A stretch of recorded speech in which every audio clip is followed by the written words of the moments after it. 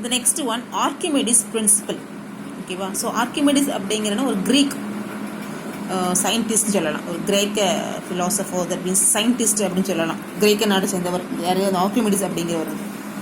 So அவர் என்ன கண்டுபிடிச்சார்னா, அவரோட principal என்னதுன்னா, when a body is immersed fully or partially, when a body immersed fully or partially in a fluid, fluid means liquid வச்சுக்கலாம், ஒரு வாட்டர்னு வச்சுக்கலாம். ஓகேவா? water, it experienced an upward force. It experienced an upward force is equal to the weight of the water displaced by it. அதாவது ஒரு பாடியை நம்ம என்ன பண்ணுறோன்னா, ஒரு வாட்டருக்குள்ளே ஃபுல்லியாக இமர்ஸ் பண்ணுறோம், இல்லைனா பார்ஷியலாக இமர்ஸ் பண்ணுறோம். இமர்ஸ் பண்ணும்போது கண்டிப்பாக அது நமக்கு என்ன ஆகுதுன்னா, அது ஒரு குறிப்பிட்ட ஒரு அமௌண்ட் ஆஃப் வாட்டர் நமக்கு என்ன பண்ணுது, டிஸ்பிளேஸ் பண்ணுது. ஸோ அந்த டிஸ்பிளேஸ் பண்ணுதில்ல, ஸோ அது வந்து எதுக்கு ஈக்குவலாக இருக்கும்னா, அந்த ஃப்ளூயிட்ஸ், அந்த பாடி வந்து எக்ஸ்பீரியன்ஸ் பண்ண அப்வர்ட் ஃபோர்ஸுக்கு ஈக்குவலாக இருக்கும். இதுதான் அவருடைய கான்செப்ட். அதாவது என்னதுன்னா, ஆர்கிமெடிஸ் பற்றி ஒரு சின்ன ஸ்டோரி. இவர் வந்து இவருடைய இயர் அப்படிங்கிறது என்னதுன்னா 1200 முன்னாடி, ஒரு 1200 வருஷத்துக்கு முன்னாடி அவருடைய ஸ்டோரி வந்து ஆரம்பிக்கி. அதாவது கிறிஸ்துவுக்கு முன் சொல்லலாம், பிஃபோர் கிறிஸ்ட், ஆஃப்டர் கிறிஸ்ட் அப்படிங்கிற மாதிரி. கிறிஸ்துவுக்கு முன் இயர் வந்து 287. அதனுடைய இயரில் வந்து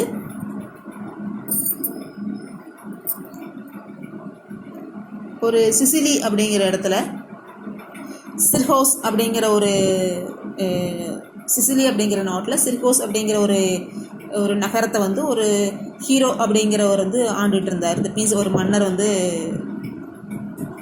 கிங்டம், அவருடைய ஆட்சி நடந்தது. ஸோ அந்த இதில் வந்து சயின்டிஸ்ட் யாருன்னு நம்மளுடைய ஆர்கிமெடிஸ் அப்படிங்கிறவர். ஓகேவா? ஸோ அப்போ அந்த ஹீரோ அப்படிங்கிற அந்த மன்னர் வந்து அவருக்கு வந்து ஒரு குறிப்பிட்ட அமௌண்ட் ஆஃப் கோல்டு வந்து கொடுத்தாரு. யாரும் அந்த தங்கம் செய்கிறா அவங்கள்ட்ட கொடுத்தாரு. ஓகேவே? ஸோ அவங்கள்ட்ட கொடுத்து, எனக்கு வந்து ஒரு பெரிய கிரீடம் செய்யணும், நான் கொடுத்த தங்கத்துக்கு ஈக்குவலாக எனக்கு கிரீடம் செய்யணும் அப்படின்னு சொல்லி கொடுத்தாரு. ஸோ அவரும் அந்த மாதிரி செஞ்சு கொண்டு வந்தார். அது அவர் ஆனால் வெயிட் போட்டு பார்க்கும் பொழுது அவர் கொடுத்த தங்கத்துக்கு ஈக்குவலாக இருந்தது. பட் ஆனால் அவருக்கு ஒரு டவுட்டு, நம்ம கொடுத்த கோல்டு அப்படிங்கிறது நம்ம எவ்வளோ பியூராக கோல்டு கொடுத்தோமோ அந்த கோல்டுக்கு ஈக்குவலாக அவர் தந்திருக்காரா? நம்ம கொடுத்த கோல்டு எல்லாமே எதுவுமே கலக்காமல், அதாவது கலப்படம் எதுவுமே சேர்க்காமல், செம்பு, சில்வர், இந்த மாதிரி காப்பர், இந்த மாதிரி எதுவும் மிக்ஸ்டாக எதுவும் சேர்க்காமல் பியூராக இருந்ததா அப்படின்னு ஒரு டவுட் வந்தது யாருக்கு? அந்த அரசருக்கு. உடனே அவர் வந்து என்ன பண்ணாருன்னா, நம்மளுடைய ஆர்கிமெடிஸை கூப்பிட்டு, எனக்கு வந்து கண்டிப்பாக அதுக்கு வந்து நமக்கு வந்து உண்மை தெரியணும், நீங்கள் வந்து எனக்கு ஏதாவது எந்த அளவுக்கு என்னுடைய கிரீடம் அப்படிங்கிறத வந்து பியூராக இருக்குது அப்படின்னு வந்து கேட்டார். ஸோ அவரும் ரொம்ப திங்க் பண்ணார். ஆர்கிமெடிஸ் அப்படிங்கிறவர் எப்பவும் அதே திங்கிங்லேயே இருந்தார். எப்படி கண்டுபிடிக்கிறது, அந்த கிரீடம் வந்து நம்ம என்ன செய்யக்கூடாது, பிரேக் பண்ணக்கூடாது, உடைக்கக்கூடாது, அதை வந்து உருட்டக்கூடாது, எதுவுமே செய்யாமல் அந்த கிரீடத்தில் வந்து கோல்டு அப்படிங்கிறது இவ்வளவு கேஜி இருக்குது அப்படிங்கிறத எப்படி கண்டுபிடிக்க முடியும் அப்படின்னு சொல்லிட்டு ரொம்ப குழம்பிக்கிட்டே இருந்து, அப்படியே அவர் என்ன செஞ்சார், மார்னிங் வந்து குளிக்கிறதுக்கு போனார், பாத்ரூம்குள்ளே போனார். பாத்ரூம் டப்பு நிறைய வாட்டர் இருந்தது. ஸோ அதில் வந்து அவர் என்ன பண்ணார், அவர் வந்து உள்ளே எப்பவும் குளிக்கிறது தான். பட் அன்னைக்கு வந்து அவர் குளிக்கும் போது அவர் வந்து உள்ளே இறங்கவுமே அவர் வெயிட்டுக்கு தகுந்தாமல் நமக்கு என்ன ஆயிடுது, வாட்டர் நமக்கு என்ன ஆகுது, டிஸ்பிளேஸ்ட் ஆகிடுது. ஸோ அப்போ வந்து அவர் கண்டுபிடிச்ச உடனே அவருக்கு உடனே ஸ்ட்ரைக் அவுட் ஆச்சு. ஸோ அப்படின்னா இப்படி கண்டுபிடிச்சிடலாம் அப்படின்னு சொல்லிட்டு அவர் வந்து அப்படி நம்ம குளிக்க தான் பாத்ரூமில் இருக்கிறோம் அப்படிங்கிற நினைப்பு கூட இல்லாமல், அவர் எந்த ஒரு ட்ரெஸ்ஸும் இல்லாமல் அவர் என்ன பண்ணார்னா, அப்படியே ரோட்டில் ஓட ஆரம்பிச்சு. யுரைக்கா மீன்ஸ் என்னதுன்னா, நான் கண்டுபிடிச்சிட்டேன் அப்படின்னு அர்த்தம். ஓகேவா? ஸோ அந்த மாதிரி அவர் கண்டுபிடிச்சது தான் ஆர்கிமெடிஸ் பிரின்சிபல்னு சொல்லிட்டு இன்னே வரைக்கும் அவருடைய அந்த பிரின்சிபல் வந்து யூஸ் பண்ணுறாங்க. ஃப்ளோட்டேஷன் சொல்லிட்டு ஆர்கிமெடிஸ் பிரின்சிபல் அப்படிங்கிறத வந்து யூஸ் பண்ணுறாங்க. நெக்ஸ்ட் வந்து என்னன்னா, லிவர், இந்த ஃபல்க்ரம் சொல்லிட்டு, man lifting A stone with the liver அப்படின்னு சொல்லிட்டு நிறைய தத்துவம்லாம் அவர் வந்து சொல்லியிருக்காரு. நெக்ஸ்ட் இன்னொரு வேர்டு இருக்குது.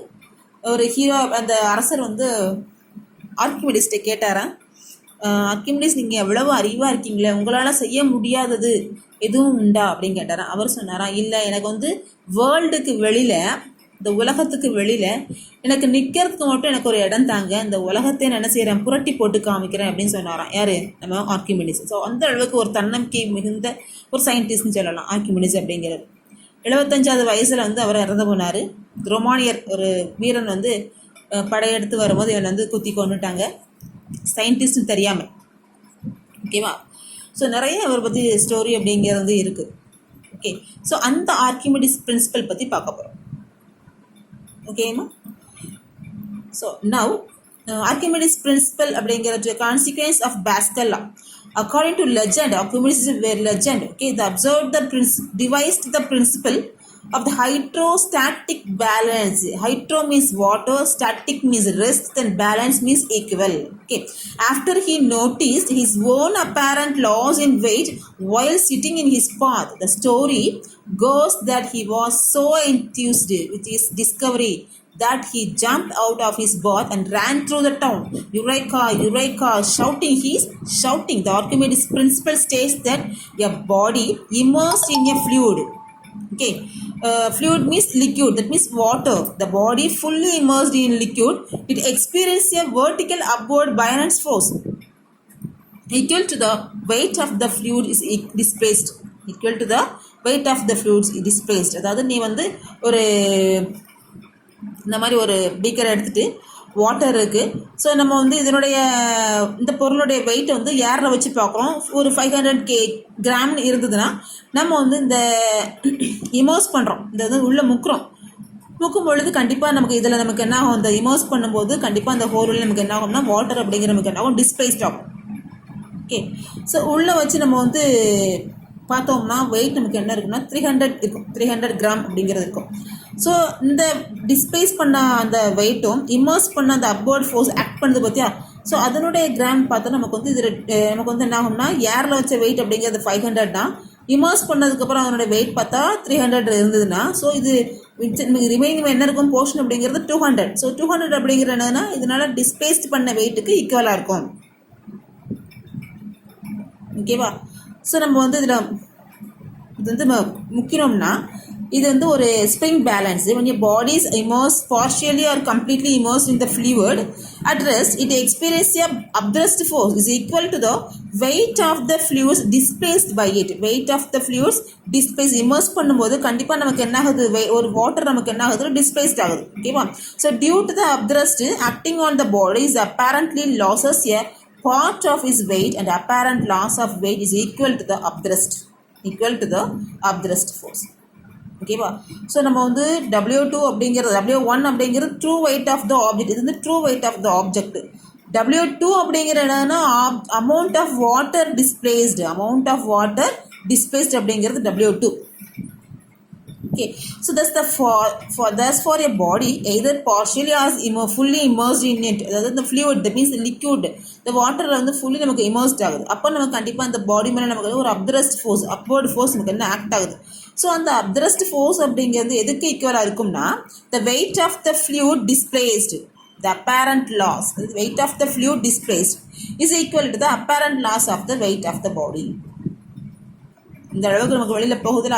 ஸோ அது வந்து எதுக்கு ஈக்குவல்னா அதனுடைய apparent loss of the weight of the body, அதனுடைய தோற்ற இடைச்சலும் அதனுடைய apparent weight of the loss of the பாடிக்கு ஈக்குவலாக இருக்கும் அதனுடைய weight of the fluid displaced. Okay, so apparent weight of the weight of an object அப்படிங்கிறது என்னதுன்னா true weight of an object in air minus upthrust, that means weight of water displaced. எதுனா apparent weight அப்படிங்கிறது எதுக்கு ஈக்குவலாக இருக்குமா, true wait நார்மலாக வெளியில் வச்சு பார்க்குற அதனுடைய வெயிட்டு. அது மட்டும் இல்லாமல் மைனஸ் அப்த்ரஸ், தட் மீன்ஸ் நம்ம வந்து அது மேலே இந்த ஒரு பொருளை வந்து நமக்கு என்ன டிப் பண்ணவுமே நமக்கு என்ன ஆகுதுன்னா நம்ம வந்து எக்ஸ்ட்ரா நமக்கு என்ன ஆகுது, வாட்டர் வந்து வெளியே வந்தது. நம்ம வந்து ஒரு பெரிய ஒரு தண்ணி ஃபுல்லு இருந்தால் நம்ம வந்து கையை வந்து டிப் பண்ணும்போது நமக்கு என்ன ஆகும், எக்ஸ்ட்ரா வாட்டர்ஸ் நமக்கு வந்து வெளியில் வரும் பார்த்தியா. அதே மாதிரி தான் ஸோ நம்ம வந்து இந்த ட்ரூ வெயிட் ஆஃப் தன் ஆப்ஜெக்ட்னா அது ஏரில் உள்ள ஆப்ஜெக்ட்டு. ஸோ இது வந்து இம்மர்ஸ்ட் பண்ணும்போது நமக்கு என்ன ஆகுதுன்னா நமக்கு என்ன ஆகுது, வாட்டர் நமக்கு என்ன ஆகுது, டிஸ்பிளேஸ்ட் ஆகிடுது. That means true weight of an object in air minus the upthrust, that means water of our body displaced.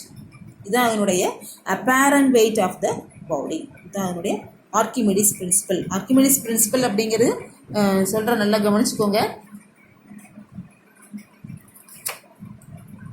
when a body is immersed, when a body is immersed fully or partially, நம்ம வந்து fully வச்சுப்போம் ஓகேவா.